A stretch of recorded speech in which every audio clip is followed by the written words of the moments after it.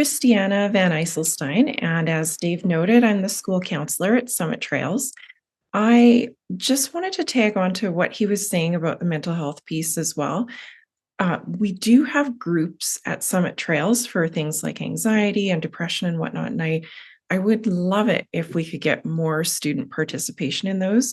So while the kids can get a hold of me via email, booking link, whatever, parents are welcome to reach out as well. If you have a child who you observe to be struggling, like Dave mentioned, sometimes the challenge could be that the kid isn't maybe leaving the house very much, that sort of thing.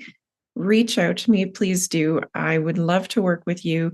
And even if it's a situation where we realize it's maybe something bigger than a school counselor chat where we, get together and we just talk it out, I can help you get connected with other resources as well. So definitely reach out if you're struggling or you're concerned about your child's mental health, and I can help you kind of strategize how to move forward with that.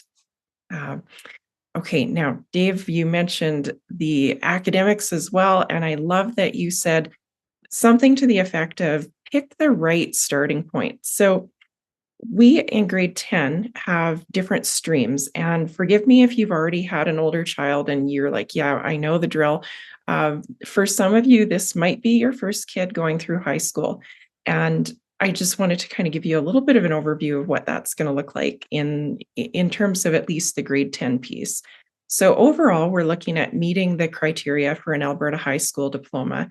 And that means reaching 100 credits in total. When we kind of go back into just the grade 10 section, which is what we're looking at for next year. I think you had a slide with social as an example, right? Unfortunately, Alberta Ed did not make it easy for you in terms of numbering everything the same. So we'll start with English and social because your child is going to have next year in a typical situation. And, I also understand that some students might want to accelerate, and there might be other factors for some students like mental health concerns and different things that cause us to need to just slow everything down a little bit and extend things beyond 3 years. So in a typical situation, a grade 10 next year will take 4 core classes, and those include English, social, math, and science. They will also be taking COM and Phys Ed. Those are both, they're mandatory courses, so we get those out of the way in grade 10. Those 2 courses, the Phys Ed and the COM, are actually essentially half the credits that the other ones are. So we run those in one block. So right there, we've got 5 courses and we have 8 blocks in total, 4 in the first semester and 4 in the second semester. So with English and social, as well as math and science, you are going to need to decide amongst, maybe your child's teachers and your own family, which stream you're going to start with in each core subject. So for social and English, you have 2 choices. They are going to be the 10-1 or the 10-2. And when you look at what's the difference, probably more than we can go into in this meeting, because I don't want to have everyone here all night, but Dave has a video he's going to send out as well. And it outlines in a little bit more detail, but in terms of end game, post-secondary, what we would be looking at is the -1 stream would be kind of that level, I guess, that would get students into university or pretty much anything that they want to go into. The -2 will not get you into university, but it does get you into a lot of techs or colleges. And the other thing to keep in mind is if you hear that and you're like, well, my kid has to be -1, then we want to keep all the doors open. I get it. That makes sense on one level. But the other piece is, where are they going to be successful right now? Because we want to find that spot where they're being challenged, but not overwhelmed, where they have no opportunity for success. So that's going to be different for each family. You can have those conversations, and I'm certainly here to chat about those things with you as well. And I think the other thing to keep in mind is that you're not relegated to one stream. So if you pick the social 10-2 class for grade 10, and your child then says, you know what, that was a piece of cake. I really think I could do the -1 stream. We can get there. There is going to be, oh, I see Dave's mouse. Are you trying to point where, where we're I going? am. Yeah, I'm being a nice. I helper. like it.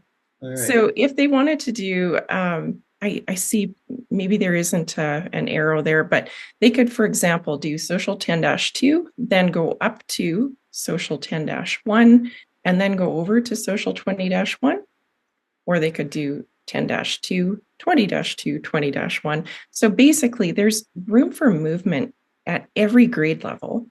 It would just potentially mean doing one extra course if you found that you did decide you wanted to move up.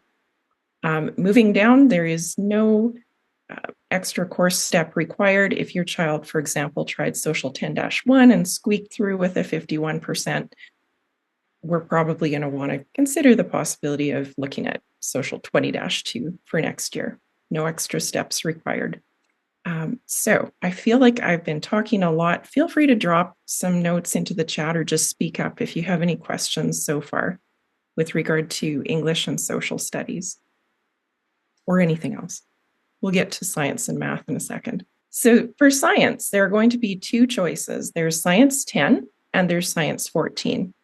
Science 14 will be kind of the bare minimum grad requirement type stream that you would go into if you are not looking to get into either chemistry, biology, or physics. So Science 14 leads into Science 24 in grade 11, and then it ends. Because in Alberta, you have to have English and social at a grade 12 level to be able to graduate, but you only, I see things sneaking on. Awesome. But you only need math and science at a grade 11 level.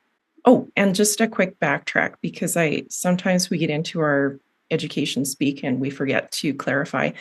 The 14 and the 10 and all of that, those are grade 10 levels. Ones that are like the 20 levels, those are grade 11. And the ones that are 30 levels, those are grade 12 courses. So if you are a student who is looking to take biochem, physics, those sorts of things, or even Science 20, you would need the Science 10. You can't go from Science 14 into biochem physics. So those are your two choices. But Science 14 and Science 24 are perfectly reasonable choices in terms of meeting the high school graduation requirement. So you've got a couple of choices in math as well, two choices. You have Math 10C. Oh, that's better. Thank you. You have Math 10C or Math 10-3. Math 10C is a very rigorous course. So I think that's one where you would probably want some input from your child's current teacher this year to see whether or not you think that would be a good step. The Math 10C will break into a couple of different levels, the 20-1 or the 20-2, which lead to 30-1 and 30-2. 30-1 and 30-2 are different in math than they are in the English and social realm. In math, the -1 and the -2 are both university entrance courses. So if you're going into engineering or medicine or something like that, you would need the -1 stream. If you are going to become a teacher, not a teacher of math, you would need the -1 for that. A teacher, a nurse, any number of other career choices, Math 30-2 is an acceptable course to gain entrance to that university program. The -3 stream, that would be more your college tech stream. And again, depending on the program, you really have to check on the admission requirements, because it's going to be different for a lot of the different college and tech streams as well. But that's kind of more the direction that the -3 route would take you. So we've covered the cores in a bit of a whirlwind of me talking. So are there any questions? Is there anything that you're kind of perplexed by or that you'd like to ask questions about? So in the fall, your child will start school. We're going to typically have them doing a math and a science, a math or a science, and one of the humanities courses in English or social. in the first semester, and then a math or a science in the second semester, along with whichever is left, English or social. So that way they're kind of balancing the mathematical and the writing responsibilities of those courses, and hopefully they won't feel too overwhelmed. Um, one of those blocks, as I mentioned, is going to be phys ed and comm. We smush those into one block because they work quite nicely together. And your child will then have the choice of 3 different options. And I believe, if I am on track with what Mr. Smith said, he's going to be sending a package out that will outline, well, it'll have the video, and it will also list what the different option choices are, all of that stuff. So if you could have a look at that, that would be wonderful. I think it'll really help you to be prepared for those meetings that I'm going to be having, at least with your child. You're certainly welcome as well. But I was going to meet with each Discovery Trails student who will be coming to Summit Trails in order to help them get their course selections entered. And just a little note, because those are time sensitive, we will be choosing for your child if we don't hear anything back from you. If you don't make the course selections, we will pick their courses for them based on current grades that we can see, and those sorts of details and conversations with their current teachers. So please do take a look at those packages. Oh, what? Yeah, that's a great question. Who wants to take that one? What does phys ed look like? Okay, so not all on Zoom doing jumping jacks at the same time. That's not what it looks like. There are still quizzes and tests and different, like there's different content for them to cover. Yes, no problem there.